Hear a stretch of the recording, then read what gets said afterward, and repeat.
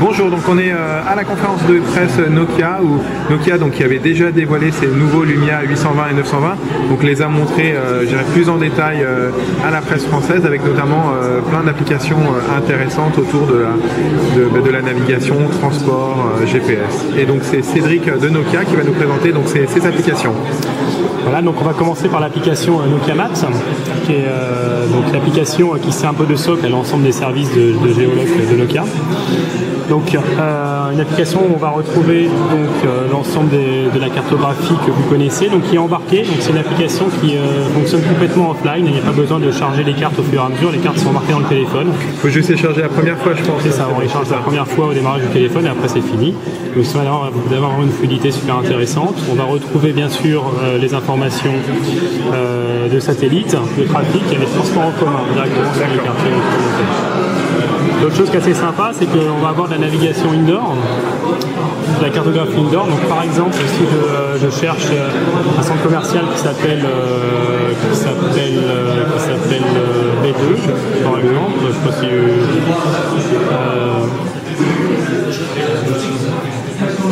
donc il est à Torcy, c'est ça? C'est ça, on le retrouve directement. D'accord. Donc on je zoome un petit peu pour bien le voir. Donc là, il est ici. Donc là, je vais retrouver les éléments qui vont apparaître. Donc, pour être chargé au fur et à mesure par le réseau, à condition bien sûr qu'on ait une bonne connexion. Donc, qui va en fait me permettre d'avoir accès à l'ensemble des informations du centre commercial, donc les magasins, où ils sont situés et comment y accéder. Donc, et bien sûr, à partir de. Donc, c'est ce qu'on appelle du indoor mapping. Donc, la cartographie en intérieur. Alors, en fait, ces infos-là sont sur un serveur, sont en ligne, contrairement à la carto qui est stockée en local. C'est des informations qu'on vient rajouter au-dessus des cartes. Pourquoi? Parce que c'est des informations qui sont potentiellement dynamiques et qui peuvent changer très fréquemment. Comme la liste des magasins par exemple. Exactement, on a besoin de la mettre à jour.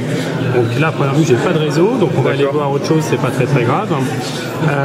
Donc ça, c'est l'application Maps. Donc les nouveautés, c'est ça, c'est l'indoor mapping et les cartes qui sont vraiment stockées sur le téléphone, c'est ce qui est vraiment important aujourd'hui. Je vais prendre une autre application qui s'appelle Nokia Transport, qui est super intéressante aussi. Donc qui en fait permet de planifier des trajets en transport en commun.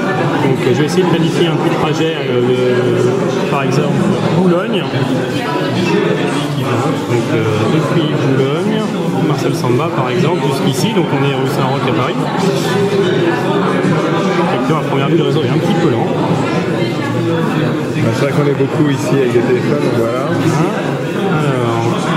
Donc voilà, il me trouve l'itinéraire. Donc prendre la ligne 9 plus la ligne 1 plus marcher un petit peu. Donc ce qui est intéressant, c'est que là j'ai un petit peu de détails, je peux en avoir beaucoup plus que ça. Donc je clique sur l'itinéraire. Donc là j'ai déjà pris un niveau de détail plus important. Donc il va me donner exactement les différentes directions à prendre et les différents changements à faire pour exemple. D'accord, donc là c'est toute la feuille de route en fait. Exactement. Et encore plus détaillé, donc je peux suivre mon trajet sur la carte directement. Donc avec le point de départ qui est ici. Le premier trajet en métro qui va être ici et qui va être détaillé complètement en bas de l'écran avec toutes les stations à naviguer. Le changement que je dois faire donc, entre la ligne 9 et la ligne 1 se trouve ici, donc ça c'est simple, il n'y a pas grand chose à faire, mais c'est peut-être plus compliqué à Montparnasse par exemple. Et le dernier, donc le deuxième trajet en métro, donc, toujours avec une navigation assez sympa avec des zooms sur la carte qui sont permis par les cartes vectorielles en fait, qui permettent vraiment d'avoir ce bel effet. Et le dernier c'est la destination, donc quand j'arrive au bout de ma station, il me reste un petit peu de navigation à faire à pied. Et là, ce que je peux faire, c'est commencer la navigation à pied, donc d'avoir une vraie navigation piétonne faite par Nokia Maps avec du turn by turn, donc du guidage vocal en mode piéton. Et on est en intérieur, non, d'accord. Et on est d'accord, c'est de la vraie cartographie piétonne, c'est-à-dire que par exemple, il va nous faire prendre si par exemple il faut traverser un parc parce que c'est plus court, je pense au parc du Luxembourg par exemple à Paris, il nous le proposera. Exactement. Donc si pour démontrer cette partie-là, si je vais effectivement dans Paris, je vais charger la position. options. Donc si je prends le jardin des Tuileries par exemple, on voit que l'ensemble des chemins piétons donc, sont directement. On voit les chemins, d'accord. Et donc bien sûr le moteur de guidage prend en compte ces chemins. Je ne vais pas le faire là parce que ça fonctionne très bien. Et la dernière application c'est Maps, c'est Drive, excusez-moi bien sûr. Donc Drive utilise la même cartographique Maps, donc on charge une fois les cartes pour l'ensemble des applications, il n'y a pas à les recharger une deuxième fois. Dans Maps, il y a aussi la cartographie piétonne, elle est intégrée aussi? Dans Maps, oui, pas dans Drive. Drive est vraiment la partie Oui, voiture. tout à fait. Mais la cartographie, d'accord, la partie piétonne est aussi intégrée dans Maps, elle est stockée en local, elle n'est pas hors ligne. Exactement. Donc Drive, une application que vous connaissez bien, donc c'est vraiment un GPS. Donc ce téléphone-là, le 920 et le 820, sont livrés avec une licence mondiale permettant de couvrir et d'avoir de la navigation locale sur l'ensemble des pays NAVTEC historiquement. Donc je crois qu'aujourd'hui il y a 95 pays couverts en navigation piétonne, voiture, excusez-moi, et 180 pays couverts en cartographie. Il y a une différence. D'accord, oui, donc je crois qu'il y a l'Europe qui est couverte, il y a l'Amérique du Nord, Asie, et il y a un peu de choses en Amérique du Sud, et après en Afrique, c'est là où je crois qu'il n'y a pas de guidage, d'accord. Mais il y a un peu de carte, je crois. Il y a la carte qui est disponible, le guidage est moins disponible en Afrique. D'accord. Donc là, comment ça fonctionne? Alors ce qui est sympa, c'est qu'on a rajouté la limitation de vitesse. On voit ici en bas, donc une rue limitée à 50 km/h. Si je dépasse les 50 km/h, le téléphone va m'alerter par un petit bip. D'accord. Bip sonore et visuel? Exactement, sonore et visuel. Sonore et visuel, ça passe en rouge en fait, l'indicateur passe en rouge. Donc comment ça fonctionne? Je définis une destination, donc je vais prendre une destination, donc la Défense par exemple. Donc il va me calculer le trajet que je vais pouvoir voir ici, donc dans les deux modes, mode horizontal et vertical. Ce qui est sympa, c'est que j'accède directement ici donc aux options du trajet. Donc je peux choisir le type d'itinéraire que je veux faire, le plus rapide, le plus court, le plus économique. Je peux aussi choisir d'utiliser des routes à péage, des ferries, des tunnels, etc. Donc, toutes les options sont là directement. Je démarre le guidage. Est-ce que on a le guidage, je suppose qu'on a les attributs qui font la différence d'un vrai GPS, je pense par rapport à Google Navigation. On a tout ce qui est la gestion des fils, les panneaux routiers, donc les limites de vitesse, on en a parlé. Limites de vitesse, panneaux routiers, gestion des fils sont disponibles sur la version Drive directement. Les radars aussi? Alors les radars, pas aujourd'hui en France. Maintenant en plus il faut parler d'emplacement de sécurité, je sais que zone à risque et zone de danger. Voilà. Et donc ces zones à risque et de danger vont être rajoutées sur la cartographie début d'année prochaine. Aujourd'hui, elles sont pas disponibles. Et ça sera gratuit, bien sûr, ça sera des mises à jour. Ça sera intégré en mise à jour. Donc on se retrouve sur cette interface-là qui est vraiment l'interface d'un GPS classique. Ce qui est sympa aussi, c'est qu'on a rajouté donc la partie, on peut donc paramétrer l'affichage de date d'heure d'arrivée, de temps restant ou de distance restante. Donc là, je peux arriver à 14 heures. On a l'heure restante aussi, d'accord, la durée restante. Exactement. Donc c'est vraiment voilà. Et donc là, évidemment, je ne suis pas en voiture, on ne va pas bouger, mais globalement, j'ai l'ensemble de l'itinéraire qui est disponible. Je peux bien sûr naviguer sur la carte en mode 3D. Voilà. Ok. Juste pour faire des petites précisions sur la partie transport. Donc partie transport, ça couvre. Donc je crois que c'est les métros, c'est ça, et tout ce qui est ferré. Donc métro, train et tram. Donc les trains aussi, d'accord. Tram de banlieue. Ok. Est-ce qu'on a les horaires aussi ou pas? Je pense au train par exemple et au RER le soir. Donc on a une partie non dynamique. Donc on a les horaires prévus exactement, mais qui ne sont pas dynamiques en tout cas sur la région parisienne pour l'instant. Ce sera live dans quelques mois. D'accord. Est-ce qu'on peut juste... D'accord, il y a encore quelque chose à montrer. Juste une dernière application, ça va aller très très vite. C'est l'application...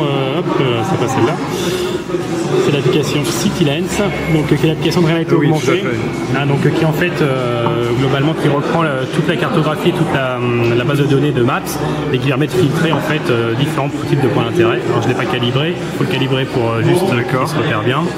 Et donc je vais avoir un petit radar en haut qui me donne là où il y a des points en fait, la direction il y a des points. Voilà, et ensuite si je retourne la caméra en même temps, et donc j'ai l'ensemble des points d'intérêt qui s'affichent. Et puis ce qui est intéressant, c'est si je clique sur un point d'intérêt, je retourne dans Maps, donc qui est vraiment l'application de base comme je disais tout à l'heure, où là je vais avoir les informations qui remontent de Kaype là par exemple, avec les photos associées donc à ce lieu, enfin ce restaurant plutôt, voilà. Je peux appeler directement, je peux faire des réservations et compagnie directement. Voilà. Alors ce qui est bien aussi, c'est que sur Nokia Export, c'est que j'ai donc un mode réalité augmentée et un mode liste, juste en tournant comme ça. Pas mal, d'accord. Et bien sûr, une fois qu'on choisit une adresse, donc, on a les infos et puis on peut demander la navigation en direct. Directement. Aussi bien voiture que piétonne? que piéton t'attends, parce que c'est piéton directement et voiture, ça va arriver début l'année prochaine. D'accord, donc c'est prévu aussi. Ok. Ouais, ce que je voulais voir, si jamais ça remarche, j'aurais bien aimé qu'on jette un coup d'œil sur le indoor mapping, Oui. parce que je l'ai vu tout à l'heure et c'est vraiment intéressant. On va essayer. Non, pas du tout, c'est pas là.